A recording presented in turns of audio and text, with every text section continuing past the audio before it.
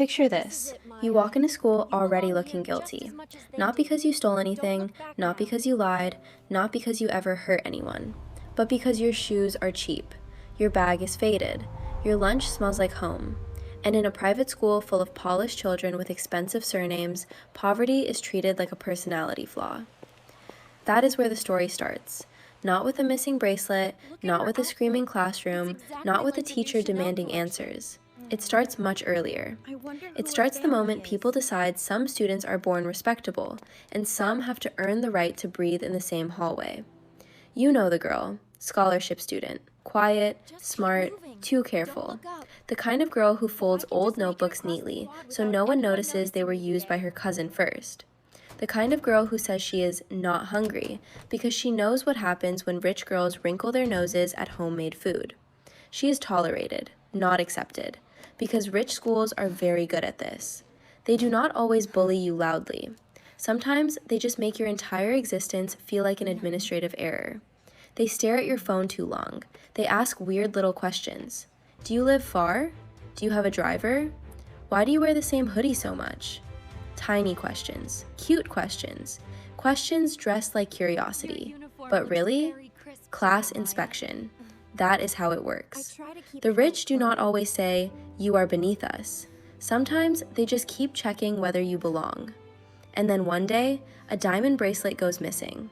Of course it does, because in schools like this, expensive objects are never just objects. They are social weapons with good lighting. The whole room freezes. The rich girl who owns it starts crying immediately. Not the ugly kind, the useful kind. Mascara still intact, voice shaking just enough. Everyone circles her like she has been stabbed. And then comes the most predictable miracle in human history. All eyes land on the scholarship girl. Why? Simple. Because suspicion in places like this does not follow evidence. It follows discomfort. And poor people make rich people uncomfortable. No one says it directly. They do not have to. The room does it for them. A few glances, a long silence, one whisper. She was near the bag. I mean, no offense, but I'm not accusing anyone. I'm just saying. That sentence has destroyed more innocent people than some actual crimes. Right before they accuse exactly one person. Final reminder. Whenever people say, "no offense," or "I'm just being honest," before humiliating someone, what comes next is usually cowardice wearing perfume.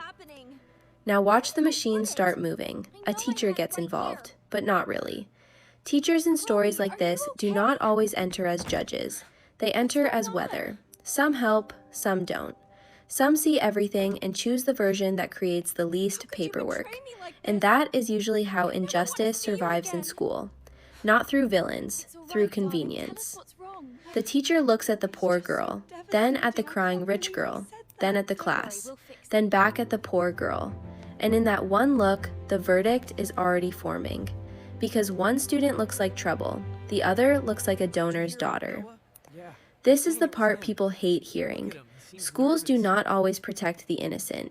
They protect the useful. Useful families, useful reputations, useful money.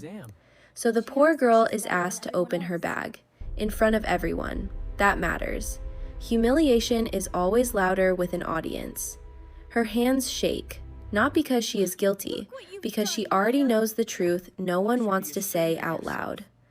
Once people decide what class you belong to, they start reading all your movements like subtitles for a story they already wrote. Nervous? Guilty. Quiet? Sneaky. Defensive? Disrespectful. Crying? Manipulative. There is no correct way to suffer when the room wants you guilty. That is why public shame works so well. It does not need proof. It just needs momentum.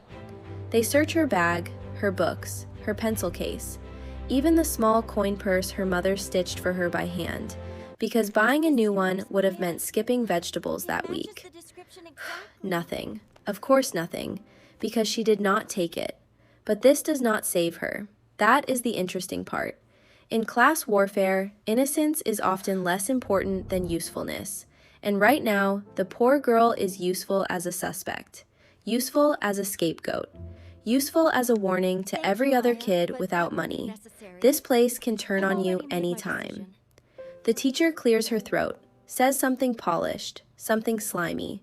Let's not make this bigger than it needs to be. Beautiful. That sentence is where justice goes to die. Translation: we still think you did it. We just do not want to look messy while proving nothing. And from that moment on, the girl is poisoned. Not legally, socially, which is often worse in school. Her desk gets quieter, conversations stop when she walks past, people hide their phones, hide their wallets. One girl even laughs and says, "Just being careful." That is how reputation murder works. No blood, no weapon, just 1,000 tiny cuts made by people who still think they are nice. And the rich girl? She recovers very fast. Too fast. That is your clue. Because fake victims always calm down once the right person starts drowning. Turns out the bracelet was never stolen. It was hidden by the owner herself. Why? Because rich boredom is one hell of a disease. Because some people need drama the way other people need oxygen. Because if you grow up never hearing the word no, eventually you start inventing pain just to feel important. And because deep down, she wanted to see whether the school would choose money over truth. It did, immediately. That is the real lesson here. The theft was fake. The class hierarchy was not. When the bracelet is finally found tucked inside the lining of the rich girl's second bag, there is no explosion. No glorious apology. No moral awakening. Just panic. Adult panic. Institution panic. The kind that smells like legal exposure and donor discomfort. Suddenly, the principal appears. Now the adults want privacy. Now they want nuance. Now they want everyone to handle this maturely. Interesting. When the poor girl was being searched like a criminal in front of 30 students, maturity was on vacation. But the second a rich family might be embarrassed, now dignity matters. Right there. Clean, nasty, undeniable. The rich girl says it was a misunderstanding, a prank, a stress response. She was overwhelmed. Amazing how wealth turns cruelty into a condition. If a poor student pulled that stunt, they would call it delinquency, a pattern of behavior, a threat to school culture, maybe even grounds for expulsion. But money edits language. That is one of its oldest talents. Now let's talk about the poor girl, because this is the part people miss.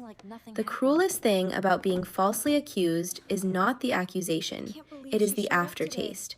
Even when the truth comes out, something sticks. People still look at you differently. Not because they believe you did it, because they already enjoyed believing you could.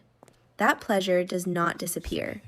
Once people get comfortable seeing you as less clean, less proper, less trustworthy, some part of them keeps the image. It is useful. It protects their worldview. It lets them keep believing bad things happen downward for a reason. And that belief keeps rich kids sleeping very well at night. The school offers the girl a private apology. Of course. Private damage, private apology, classic. No assembly, no public correction, no message to the students, no real accountability. Just adults in an office saying words like regret and unfortunate while trying to close the wound before it costs tuition. But humiliation does not shrink just because someone lowers their voice. The whole class saw her treated like a thief. That memory stays. And school memory is vicious. Kids can smell social permission. Once they see the system disrespect you, they learn they can do it too. That is why schools matter so much. They do not just teach math. They teach hierarchy rehearsal. Who gets believed? Who gets interrupted? Who gets defended? Who gets offered grace? Who gets publicly searched? Who gets privately protected? That is the real curriculum. And here is the darkest part. The poor girl did everything right, studied hard, stayed polite, kept her head down, never gave anyone a reason. And still, one expensive lie almost buried her. Because in places built around money, Good behavior does not save you. It just makes you easier to sacrifice. You become the perfect victim, quiet enough not to fight back fast, proud enough not to beg, poor enough that people think you should be grateful to be there at all. That mix is catnip for predators. So what is the lesson? Simple. School is where a lot of kids first learn that justice and status are not the same thing. That some students walk into a room carrying protection. Others walk in carrying suspicion. That one missing item can become a trial if the wrong child is poor enough. And that adults who preach fairness in assembly halls can still kneel to money in private offices. That is the education nobody puts in the brochure. Final reminder: if a school can publicly shame a poor student without proof, then find the truth and still protect the rich student from consequences. That school is not teaching character. It is teaching class obedience. And kids learn that lesson very fast. The poor girl leaves that room innocent, but not untouched. That is how these places work. They do not always break you in one dramatic moment. Sometimes they sand your dignity down in public and call it an unfortunate incident. The rich girl keeps her seat. The school keeps its reputation. The adults keep their language. And the poor girl? She keeps the memory of what it feels like to stand in a room full of educated people and realize education has absolutely nothing to do with decency. So here is the line you should remember. In some schools, poor students are not treated like children. They are treated like suspects waiting for a reason. And once a place teaches kids that money makes you believable, it is not really a school anymore. It is just a courtroom for children, with better uniforms. So tell me, who do you think did more damage here?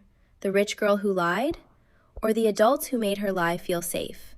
And be honest, have you ever seen a poor student get judged first, just because they looked easier to blame?